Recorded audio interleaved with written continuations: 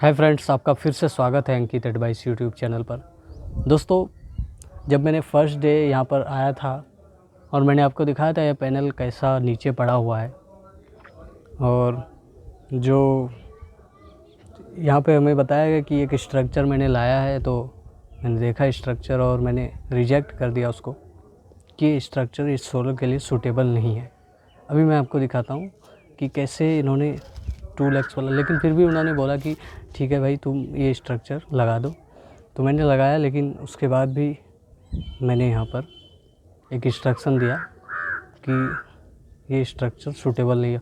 और ये वीडियो मैंने इसलिए बना रहा हूँ क्योंकि मैंने कमेंट देखा पिछले PID लॉस वाले वीडियो में। उसमें काफ़ी लोगों ने बोला है कि वीडियो मुझे और चाहिए सोलर पैनल के ऊपर, and which is related to solar structure, solar power plant video. So देखते हैं और हम आपको बताते हैं कि क्या क्या परेशानी हो सकती है। यहाँ पर इस पे 2 लेग्स पे पूरा 3 पैनल इंस्टॉल है और ये बिल्कुल सूटेबल नहीं है। यहाँ पर देखिए कैसे ईंटें लगा दिया गया है, और ये सूटेबल इसलिए नहीं है क्योंकि यहाँ पर अगर मैं थोड़ा सा भी, अभी मैं इसको हिला रहा हूँ, देखिए अब कितनी वाइब्रेशन हो रही है इस पे, कितनी ज़्यादा वाइब्रेशन हो रही है।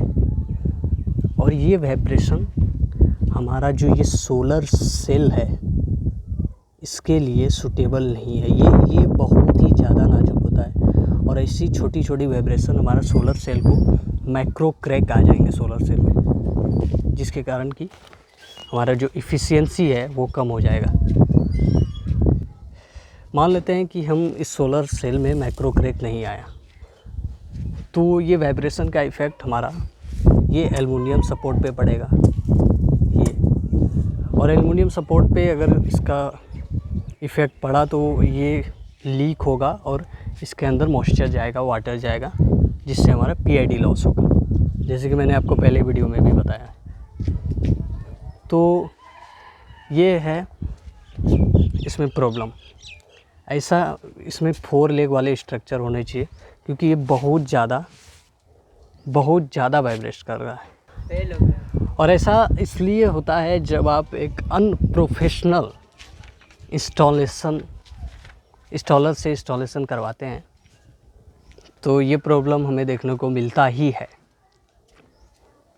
और मैं बिल्कुल रिकमेंड नहीं करूँगा कि आप ऐसा स्ट्रक्चर यूज़ करें। और अगर आप रूफ टॉप पे ये माउंट कर रहे हैं तो उसका कंडीशन अलग है, और अगर आप ज़मीन पे माउंट कर रहे हैं तो उसका एक कंडीशन अलग है। अगर स्ट्रक्चर की बात करें दोस्तों, तो स्ट्रक्चर में काफ़ी तरह के स्ट्रक्चर भी अवेलेबल हैं, लेकिन जो कंपनी रिकमेंड करती है पॉलिसी में भी वो मेंशन किया होता है। एक होता है हॉट डीप गैल्वेनाइज्ड और एक होता है एल्युमिनियम स्ट्रक्चर।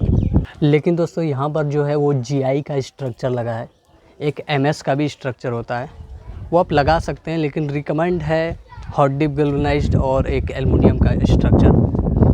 और इसके अलावा एंगल मेंटेन करना होता है आपको, पहले भी मैंने वीडियो में बता चुका हूँ। डायरेक्शन मेंटेन करना होता है। अब इसलिए जब आप इंडिया में हैं तो आप साउथ डायरेक्शन मेंटेन करेंगे। एंगल आपके जो एरिया का, जो भी आपका एरिया का लैटिट्यूड है उसके हिसाब से आप एंगल मेंटेन करेंगे। तो ये सारी चीज़ें ध्यान रखना चाहिए। सीमेंट ब्लॉक जो आप नीचे बनाएंगे उसमें भी काफ़ी सारी चीज़ है।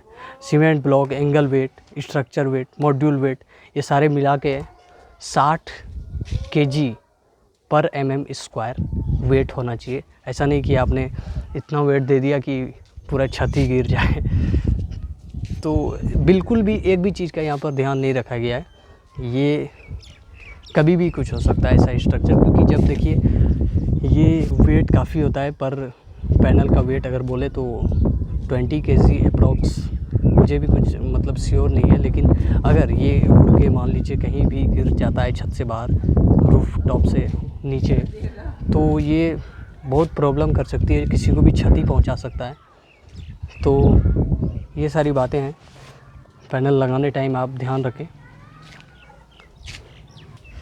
अपडेट देंगे आपको और भी इस